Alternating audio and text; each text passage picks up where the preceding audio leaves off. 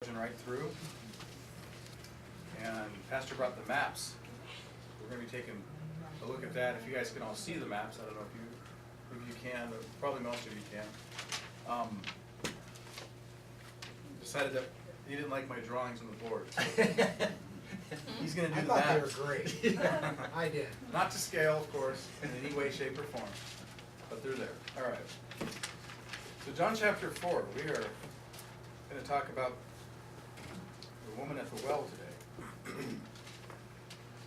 And this encounter today, I mean, it's as deep as the well is. Let's put it that way.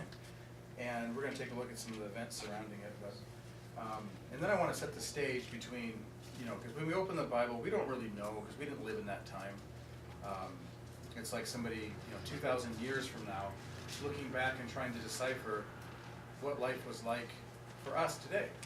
Would they really have a grasp on that? No, not as well as as if you really studied the time. That's what we're going to try to do today in our limited way of the Jews and the Samaritans. But what I like to do is just read the first couple of verses here and see what we can get out of that. What's interesting is that there in chapter 3, and they're above there. Verse 22 says, "After these things, Jesus and his disciples came into the land of Judea, and there he remained with them and baptized." Of course, John was also baptizing in Aenon near Salim because there was much water there, and they came and were baptized. There was a lot of people going to Jesus to be baptized, to his disciples. A lot of people, more than John himself. John had a 6-month head start. And the Bible is very clear that Jesus, even his disciples, baptized more than even John. So we're talking thousands and thousands of people. Mm-hmm. And so, just to kind of set the stage for verse 1 of chapter 4, it says, "Therefore, when the Lord knew that the Pharisees had heard that Jesus made and baptized more disciples than John, though Jesus himself did not baptize, but his disciples, he left Judea and departed again to Galilee." Now, why in the world do you think that those scriptures are in there? Why is that in there? See, to me, it's a if-then statement.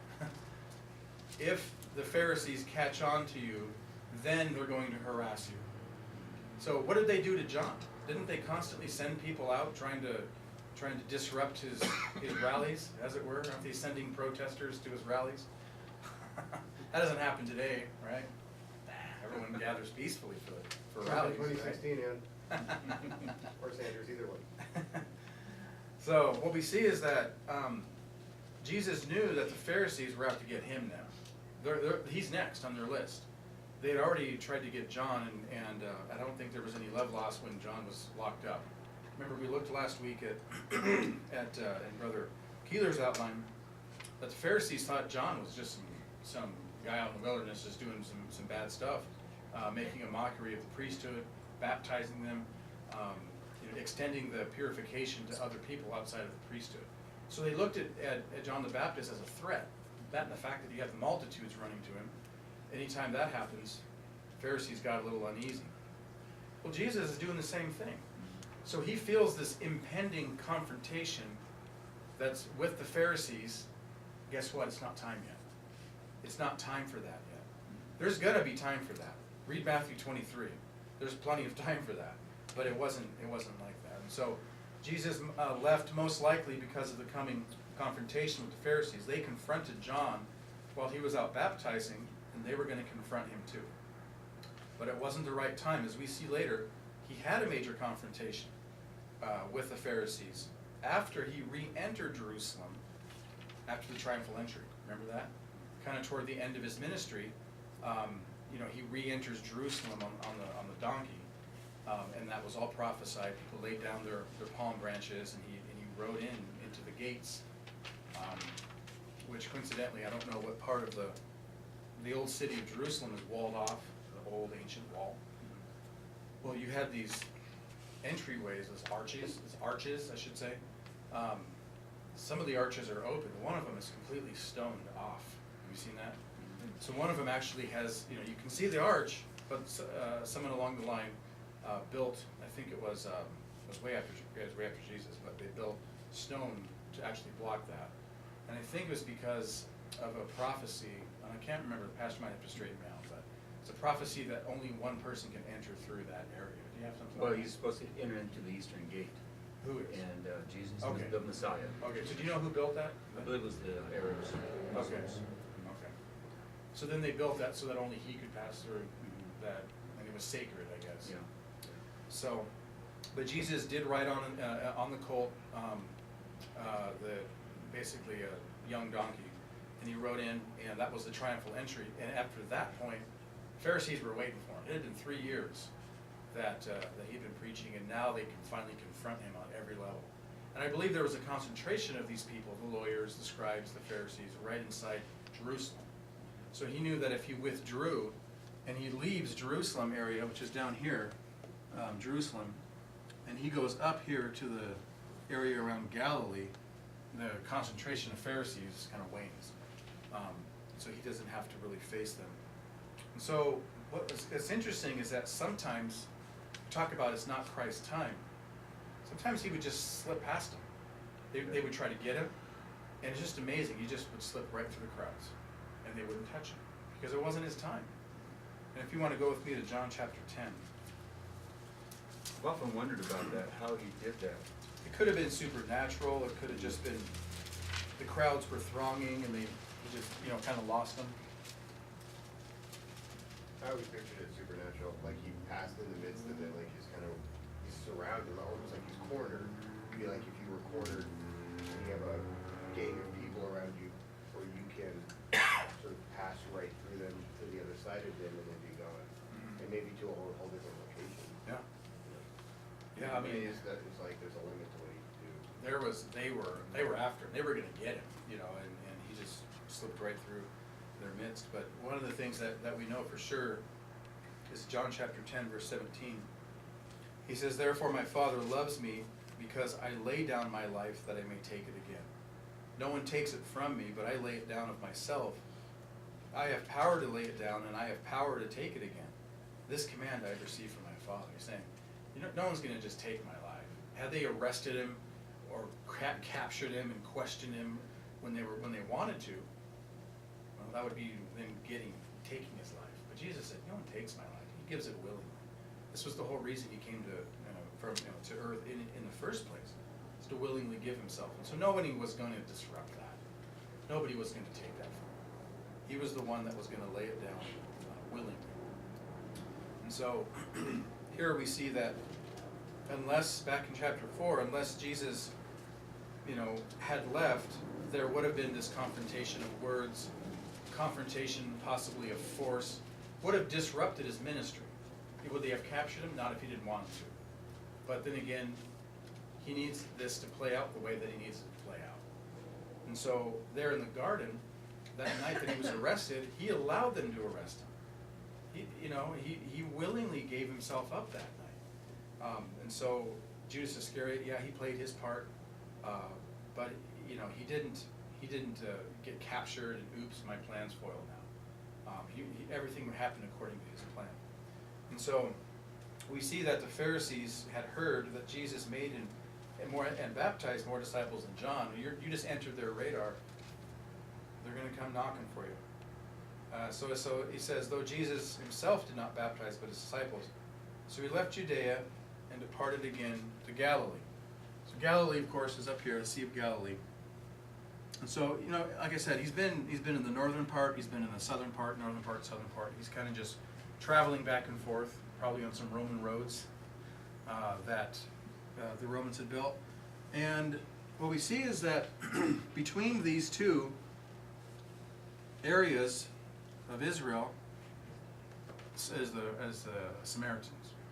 So Samaria was right in here, and I actually found Sychar is where we're going to be, and if you can see where I'm pointing, it's actually right here. So Jerusalem, Sychar, Galilee, basically right in the middle. And so we're going to see here, verse 4. He says, but he needed to go through Samaria. Makes sense, right? Looking at the map. You don't take a helicopter over it. You don't go out into the desert east of the Jordan, and you really can't go to the Mediterranean and take a boat. You're going to go right through the land of Samaria to get there. And so he came to a city of Samaria, which is called Sychar, near the plot of ground that Jacob gave to his son Joseph. So we see right away that even though Samaritans are the Samaritans, they still have a lot of history, don't they? Because before they were Samaria, it was all Israel. All of it. And so the patriarchs, Abraham, Isaac, and Jacob, all had their stake there under Joshua. They all took the land, all of this land. David ruled he expanded the kingdom. Solomon expanded the kingdom. So we see that it was all Israel at one point. Well, then Babylon came in because of a punishment from God and decided they're going to cart people off and bring people back in. And to set the stage here, I just want to read this for a sec here. Verse 5. Well, we read that. Excuse me. Verse 6 says, now Jacob's well was there. So you have all these landmarks that are from the patriarch days. You can't get away from it. It's all Israel. And so Jacob's well was there, and Jesus, therefore, being wearied from his journey, sat thus by the well. It was about the 6th hour. What's the 6th hour? If your day starts at 6 in the morning, straight up noon. So now he's traveling in the heat of the day. You better believe that he's tired. And the disciples, we're going to see here in a sec, they had actually gone into the city. They're buying food. Jesus is by himself sitting at the well. A woman of Samaria came to draw water. Jesus said to her, give me a drink. Is there anything abnormal about a woman of Samaria who lives there? Mm-hmm. What do they say? People didn't ever move their entire lives more than 10 miles from when they were born. Okay. So anyway, this is what happened with her. So a woman of Samaria came to draw water, intent on minding her own business, intent on getting water that day. Boy, was she in for a treat. Jesus said to her, give me a drink. Now I look at this, and we're going to take a step back and take a look at Samaria, but Jesus could have said anything to her. And most normally would have said nothing to her. See, that's the thing, is that at this time, the prejudice is such that they didn't even talk. And the fact that she's somewhere on his list and not on the bottom or even off of the list is saying something. And then he could have said, hi, how are you doing? And she would have been just as surprised. But see, he has something in mind and he wants to go somewhere. So he starts off with talking about water. Why not? You're at a well. Does he really want to end the conversation with water? Is he really that thirsty? No. Because when his disciples come back, I still don't think he had the water. And they offered him food. He said, I don't want it. He's wearied from his journey, but he has something higher in his mind to take care of first. And by the way, he doesn't, talking about Samaria, he doesn't have to engage with anybody. He could have played the prejudice part the entire time, like his disciples were doing, like all the other Jews around him were doing. It's not so much, I don't think the prejudice was so much from the Samaritan side as it was from the Jewish side. I honestly believe that. Because to the Jews were given the commandments. They said, we kept it. Samaritans, you did something crazy. We kept it. We're not talking to you. You have something? Well, I was just going to say, there's another layer that might be overlooked here, usually. Today, if this happened, 2016, give me to drink. What, are your arms broken? Yeah. But get it yourself.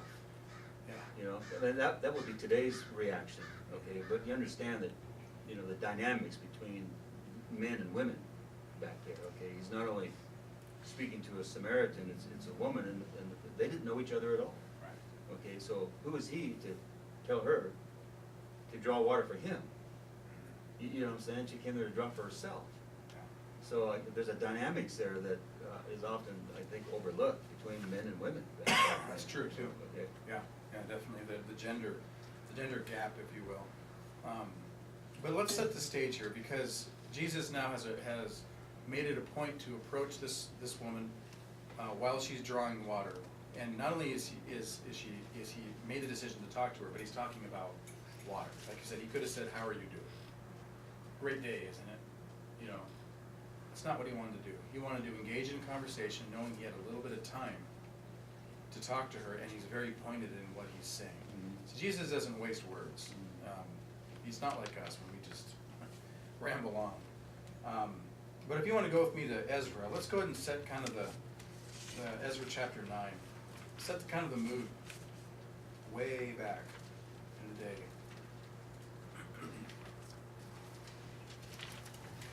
So we go to 2 Chronicles and then Ezra, just before Nehemiah. So the setting here is that the Jews now were released from Babylon. They finally had a king in there from Babylon that decided to let them go back, which was Cyrus, that said, you know what, you guys can go back. And God put that into that man's heart right at the right time. Of 70 years, the Jews had been in exile from their country. And now some of these Jews had actually decided they wanted to go back. Not every one of them went back. An entire generation lived there. They had children there. Some of them didn't want to go back, but a lot of them did. And what we see is that when they did go back, they noticed something, that the ones that stayed originally had married in with the local Gentiles, something that the law completely forbid them to do. And so what we see here is that in chapter 9, verse 9, this is them pleading for them to be separate. It says, "For we were slaves, yet our God did not forsake us in our bondage. But he extended mercy to us in the sight of the kings of Persia, to revive us, to repair the house of our God, to rebuild its ruins, and to give us a wall in Judah and Jerusalem. And now, O our God, what shall we say after this? For we have forsaken your commandments." So he's saying, look, even when we were in exile, God didn't forget about us. He wanted to bring us back to Jerusalem, and in order to do these things. And so what are we going to do for him? He watched over us that whole time when we were in exile, and now we're marrying people that we shouldn't marry. And so these people were very frustrated about that. And so he says, so verse 11 says, "Which you commanded by your servants the prophets, saying, the land which you are entering to possess is an unclean land, with the uncleanness of the peoples of the lands, with their abominations which have filled it from one end to another with their impurity. Now therefore do not give your daughters as wives to their sons, nor take their daughters to your sons, and never seek their peace or prosperity, that you may be strong and eat the good of the land, and leave it as an inheritance to your children forever. And after all that has come upon us for our evil deeds, and for our great guilt, since you, our God, have punished us less than our iniquity deserves, and have given us such deliverance as this, should we again break your commandments and join in marriage with the peoples, committing these abominations, would you not be angry with us until you had consumed us, so that there would be no remnant or survivor?" Saying, we need to do our part now. God, you've done your part. We need to do our part now. We need to recognize that you've called us out in a good way, separated us, made us your special people. Now we need to act like it. And so now, this is what they end up doing. It says, "O Lord God of Israel, you are righteous, for we are left as a remnant, as it is this day. Here we are before you in our guilt, though no one can stand before you because of this." So they ended up having to divorce pagan wives, pagan husbands. And so you can see that the seeds of separateness were sown a long time ago. And so when the Jews were, this was kind of just, the culture that they lived in. You guys are separate. You guys need to be separate.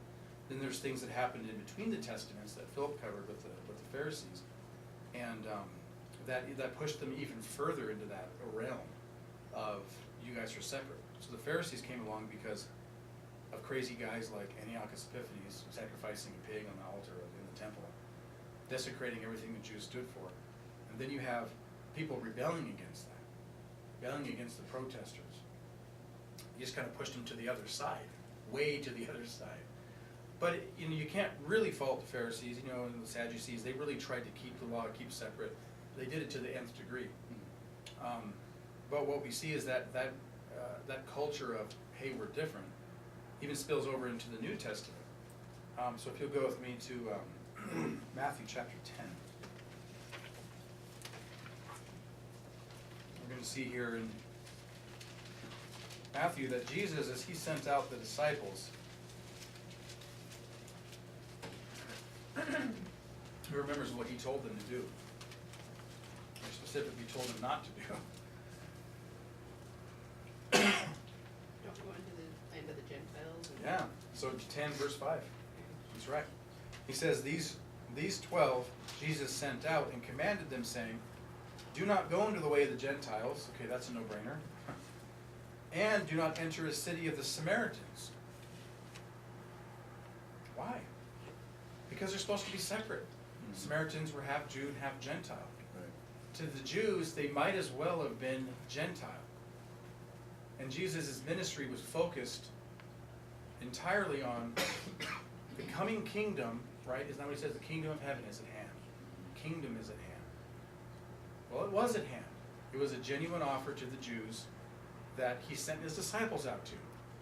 And Jesus has no business necessarily of going through Samaria and talking to anybody but Jews, because he's focused on delivering the kingdom to the Jews. But that's not what Jesus did. We're going to see why here in a second. So his disciples understood the prejudice. They understood the bias. They understood their place. And they understood who the Samaritans were. They didn't want to cross. They didn't want to mix paths. They didn't want to talk. They didn't want to do business with or whatever, as much as they could help. Spiritually and religiously and emotionally, they were separate people. And what I'm doing is I'm setting the stage here for why this is a miraculous event, that Jesus would even engage in a conversation with the Samaritan woman. He told his disciples himself, don't even go to their cities. And so Jesus told them specifically to not do that, because the kingdom was offered to whom? It was offered to the Jews, the ones that came back from exile, the ones that stayed with him, not the ones that were half Gentile and half Jew. Remember, before there was the church, which is made up of, when Jesus is going to get into this today, of spiritual worship, there was national worship. And if you were a national Jew, that's what counted. Right? Obviously, there's more to it than that, even within that. But to get in the door, you had to be Jewish. That got you in the door as a covenant person. Now you still had to keep the law. But the Samaritans weren't even in the door. They weren't. And the Gentiles, they weren't even in the door of this offer of the kingdom. They were going to be subjects of the kingdom. And so, if you go with me to Luke chapter 10, you see, the kingdom of God was genuinely offered to the Jews first. It was theirs to lose. This is why the command from Jesus to not enter into the cities of this is why the command from Jesus came to not enter into the city of the Samaritans. But he in his foresight knew that they would reject his offer. So he began to drop some hints about what was coming. And this probably blew this parable that Luke records, which I think he's the only one who records it, probably blew the socks off everyone that heard it. But here in chapter 10, we've all heard this. This is one you hear when you're just a little kid if you grew up in church. But here in 25 it says, and behold, a certain lawyer stood up and tested him, saying, Teacher, what shall I do to inherit eternal life? Well, don't you think he had the answer in his back pocket? Of course he did. You know, the word's very clear about that. He stood up to test Jesus. He knows the answer to this. He knows if you condense the law down and boil it down. He was a smart guy. He studied the scriptures. He's a lawyer. What does that translate as? Translate as expert in the law. You don't have the expert title in anything unless you've done your homework. This man did his homework. He knew the answer to this question. He's testing Jesus. So he says, and behold, a certain lawyer stood up and tested him, saying, Teacher, what shall I do to inherit eternal life? He said to him, what is written in the law? What is your reading of it? How do you understand the law that's already been there? There's not doing anything different. We're not inventing anything new. What do you understand about the law? So he answered and said, You shall love the Lord your God with all your heart, with all your soul, with all your strength, and with all your mind, and your neighbor as yourself. Put that in your back pocket. I got it. Oh, do you? That's what Christ is going to ask him. And he said to him, You have answered rightly. Do this and you will live. But he wanted to justify himself, said to Jesus, and who is my neighbor? Why? Because he's got that in his back pocket too. I'm nice to the people that are nice to me. See these Jews around me? I'm nice to them. I love these guys. Boy, it's hard to love other people, isn't it? Sometimes Amen. Yes, people it that is. don't love the Lord. Amen. When I talk about a trial, talk about something that's tough. Amen. Yep, I got this one too. You're going to tell me that my neighbor are the Jews, right? Because we're not supposed to talk to Samaritans. We're not supposed to talk to Gentiles. You're going to tell me that my neighbor are the people that I'm supposed to talk to. Is that what he's going to say? He was counting on it. He's counting on it. Because he put that one in his back pocket too. I got this. And I'm going to leave here and I'm going to feel good about myself when I get home. I'm going to sleep extra good tonight. Oh boy. Did Jesus have something for him? It says, then Jesus answered and said, a certain man went down from Jerusalem to Jericho. Not very far of a journey, really. Here is, and when they say going down, I usually think going down to the Bitterroot as in south. Remember, Jerusalem's on a hill, right? So when you go down from Jerusalem to Jericho, not that long of a journey. Really not that long. But a certain man went down from Jerusalem to Jericho and fell among thieves, or you could say robbers, who stripped him of his clothing, wounded him, and departed, leaving him half dead. It means you have a pulse, but there's not much else going on. Some people you wonder what you work with is probably true. If they have a pulse. A pulse, but that's about it. Not much going on upstairs. But they departed, and so they fell upon these robbers. They beat him up, and they left him half dead. Now by chance, a certain priest, oh, you mean one of my neighbors I'm doing good to? That's him. Now by chance, a certain priest came down that road, and when he saw him, he passed by on the other side. I'm not going to have anything to do with this guy. He goes and takes the other side. Okay, I'm good again. I'm just going to skip this guy. Act like I don't see him. I remember growing up, those pictures that we had of the story. That guy had a black eye. I mean, he looked worse than a guy in a Rocky movie. I mean, he was really, really bad. Yeah. And of course, they probably dramatized it a little bit.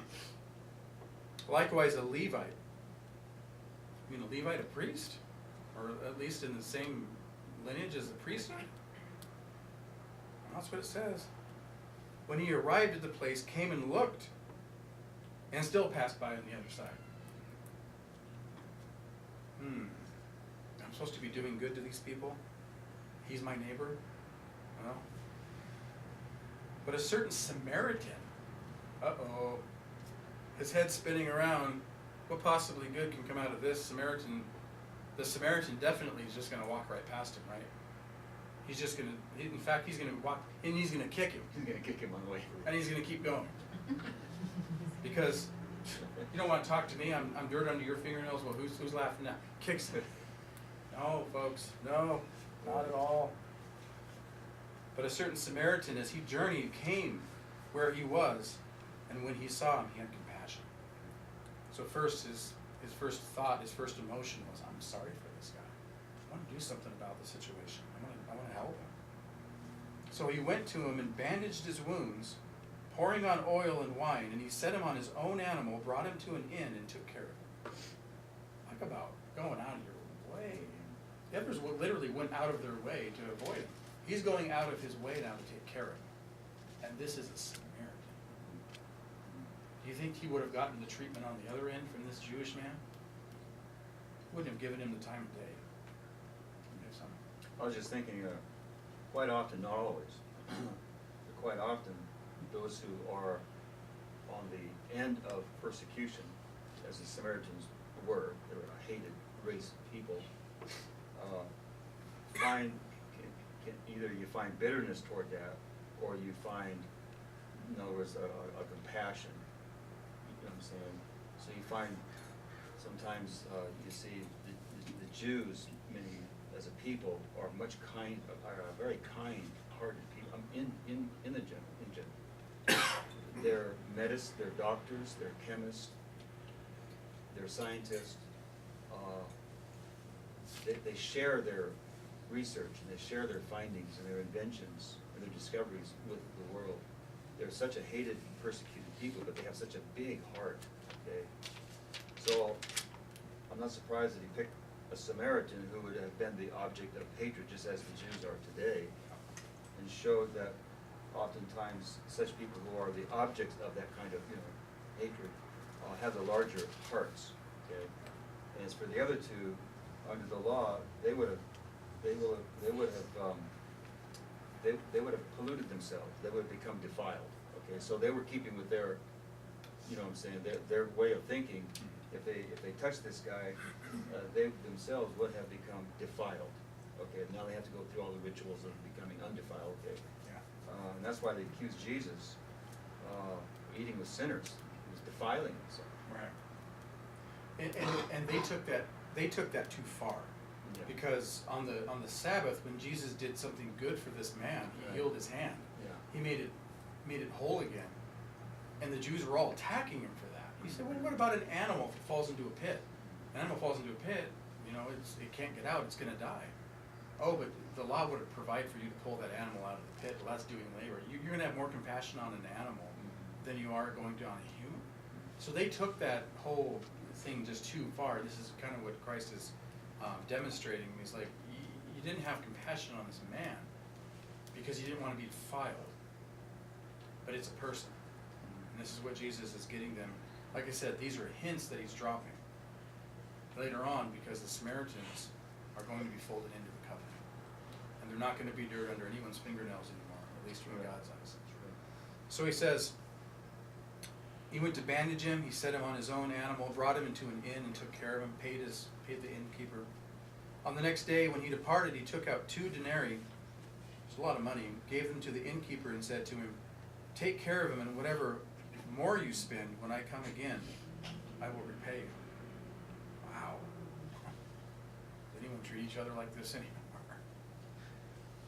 So which of these 3 do you think was neighbor to him who fell among the thieves? Well, he's forcing him into an answer, isn't he? So he's taking what he thought, his preconceived idea about, I'm going to do good to those who do good to me. And he's taking that and he's turning it on its head and saying, here's a man that had nothing to gain at all. This Samaritan man was treated poorly by the Jews. And a lot of it, rightfully so, they wanted to be separate. But at the same time, there's coming a time, this is what he tells the Samaritan woman, there's coming a time when you're not going to worship the way that you've been worshiping. It's changing. And Jesus wants those people that are changing with him. So there's lots of Jews that haven't changed the way they worship. They still try to worship in Jerusalem at the temple. Christ made the transition. We need to make the transition. We've made the transition. We're Gentiles here. Without the transition, we wouldn't be sitting here. But Christ is just dropping these hints. One day, it's not going to matter where you worship.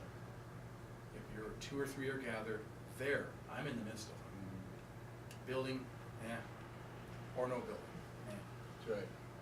It's where you guys are. Upper room, great. Members' homes, great. Up on a hill, the church decides to meet there, great. So he answered him and he said, he who showed mercy on him. Then Jesus said to him, go and do likewise. He didn't have that one figured out, Mr. Lawyer, but he helped him figure it out, didn't he? He helped him figure it out. And really that's our job too. We can't just be nice to the people that are nice to us. It's not how Jesus did it. It's hard to do that. But, What? oh no, go ahead. Well, I was just gonna use an example that I remember, well, both the kids, but I remember a conversation I had with Michael when he was about 8th grade. He had a math teacher that was just really overbearing and just really not a real nice person. And Michael was never really disrespectful to him, but him and I talked a lot of, it's easy to be respectful to people that are respectful to us, but it really shows your character when you can be respectful to somebody who really doesn't deserve it, but you still have to give it to them. And I think that stuck with Michael, because he's brought that up several times, that, it's hard, but it's the right thing to do, and it's easy to respect somebody who's respectable. Yeah. I think it goes right along the same lines. You know, and that's what Jesus tried to, you know, and that's really what Israel was missing at this time was, you know, they had the whole be separate thing down, but they missed the compassion part of that too. And so Jesus, knowing in his foresight that Israel would reject him, has to now switch gears, and it's not like he was putting all of his eggs in one basket, and if Israel rejected him, then they didn't learn anything else. Now remember, he's teaching his disciples, he's teaching the multitudes. He has to reach out, he has to start to do this. So kind of toward the end, when he realized that they weren't going to accept him, I think that's when it really started to change. And so let's keep going in our outline here. And so just to briefly mention, it's worth a mention that when in Acts chapter 10, when Peter was sent to Cornelius' house, it took some convincing and coaxing to get him there, didn't it? The vision that he had, he was adamant. I'm not touching that. I've never touched any of that kind of food in my entire life, and I'm not about to do it now. I told him to rise and kill those animals and eat those animals. I haven't done that. Well, Jesus was showing him that things are changing. And the things that he dropped hints about in his ministry are now coming true in Acts. Of course, Philip in Samaria, right? Jews first, check that off your list. Next is Samaria. Lastly are the Gentiles, and then everywhere in the entire earth. And so he says, and so that it explains why, you know, in talking about all the prejudice, talking about why even Peter in Acts, it explains why she was so amazed, the woman at the well, that Jesus would strike up a conversation with her. So he asks her, tell her, give me a drink. He wants to start this conversation off very pointedly. He's not wasting words. Verse 8 says, for his disciples had gone away into the city to buy food. So he's all alone, sitting at this well right at noon. Then the woman of Samaria said to him, flabbergasted, how is it that you, being a Jew, ask a drink from me, a Samaritan woman? She knew who he was. She knew his ethnicity. How she knew, that's just their culture. We don't know. For Jews, it specifically says, for Jews have no dealings with Samaritans. John even inserts that, the Gospel of John, John the Apostle. Jews have no dealings with Samaritans. That's a window into it. It's a total window into it. Yeah. Jesus answered and said to her, if you knew the gift of God, and who it is who says to you, give me a drink, you would have asked him, and he would have given you living water. Boy, he turned that one around, didn't he? Here he strikes up a conversation talking about water. Then he says, he ignores that whole, why are you even talking to me comment. And he says, wait a minute. If you really knew who was talking to you, you'd be asking me for water. Whoa. Now we got some interesting conversation. The woman said to him, sir, you have nothing to draw with, and the well is deep. Where then do you get that living water? First of all, what is living water? Secondly, how are you possibly going to get it? She's talking the physical, and who wouldn't blame her? We would be the same way. He's talking about water, he's sitting at a well. Of course it's about the water that's in the well. Are you greater than our father Jacob, who gave us the well and drank from it himself? She feels a little insulted, doesn't she? Because they really looked up to Jacob. That was their forefather. And they held on to him long before, you know, the split. Jacob was the one who they really respected as their forefather too. Are you greater than him? He drank from it himself, and as well as his sons and his livestock. How are you going to wiggle out of that one? And Jesus answered and said to her, whoever drinks of this water will thirst again.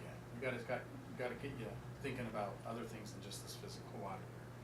If you drink this water, you're going to thirst again. But whoever drinks of the water that I shall give him will never thirst.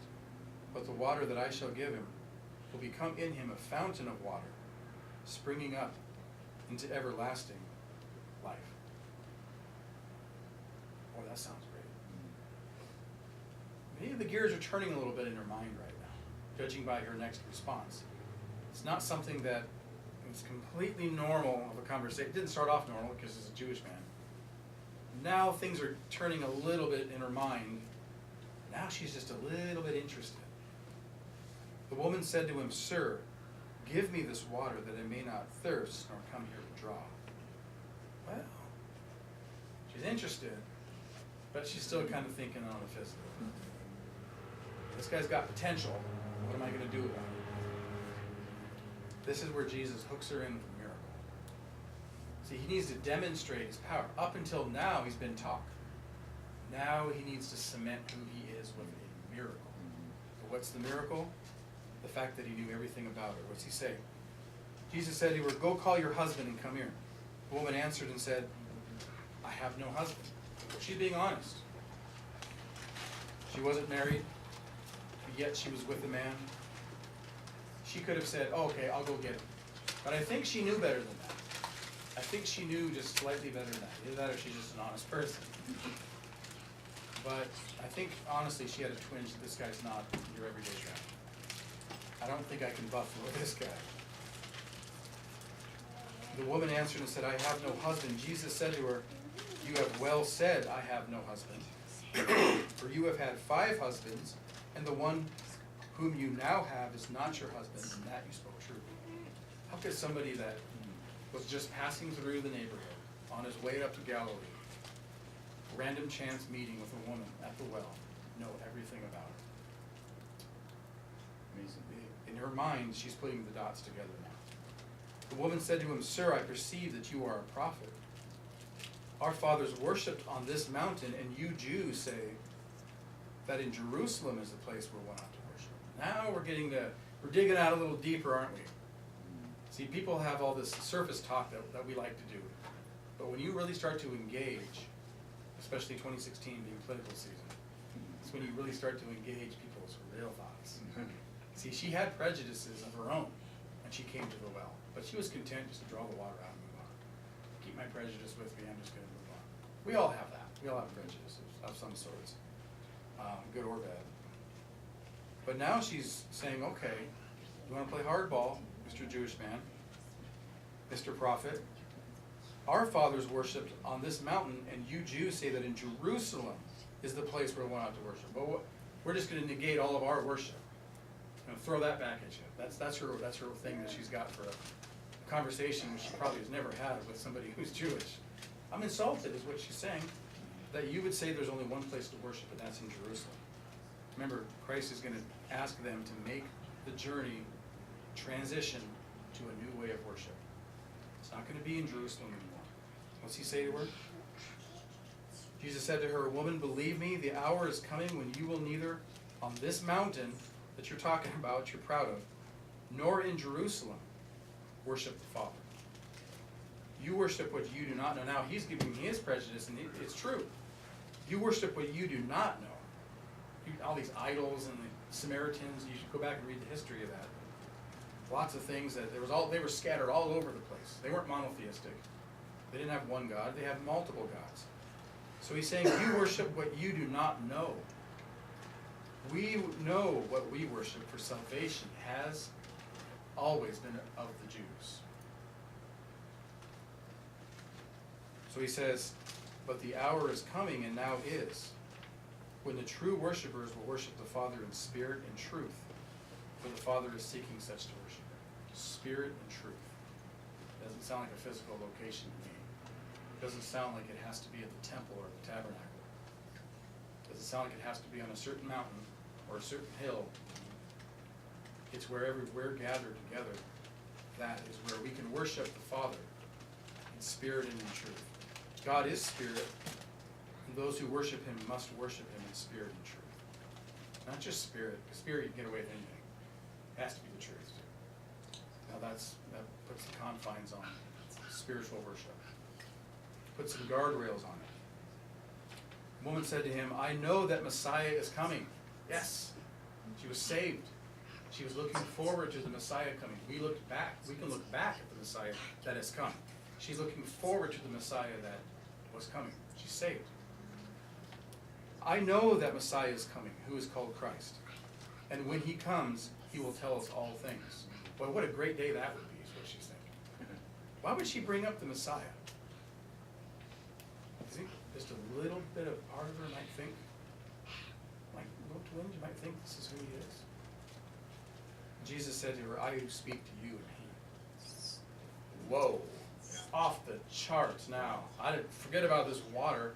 In fact, she did forget about the water. She left her buckets there, ran back to the city, and told everybody, I think we found Christ. And they did. So we're going to see next week a little bit more of the story and how it wraps up. But what an amazing opportunity that Jesus took. He didn't have to take it. He could have been in that prejudice mode. Not so.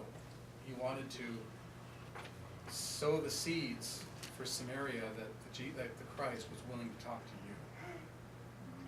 And for us to single anybody out and say, you don't need the gospel. You don't need me to be nice to you. You don't need me to show you kindness. That's not very Christian of us. And we're all guilty of this. We think we got things figured out, but I'll tell you what, when Jesus went through Samaria and he stopped and didn't have to talk to that woman, and he did. That shows me everything I need to know about it. I was gonna say, he was setting it up for, later on, for Philip to go through Samaria. Because he, like you said, he was sowing the seed there. And then later on, Philip would go there and harvest, some of that seed. Yeah, but it had to be sown first. Had to be sown first. Yeah, it was sown. It was sown that day because he stayed there 2 days. And he talked with them. And that's a lot of seed that's being sown. And Jesus had to show it was okay to go there. Yep. All right. Does anybody have anything else? We're dismissed.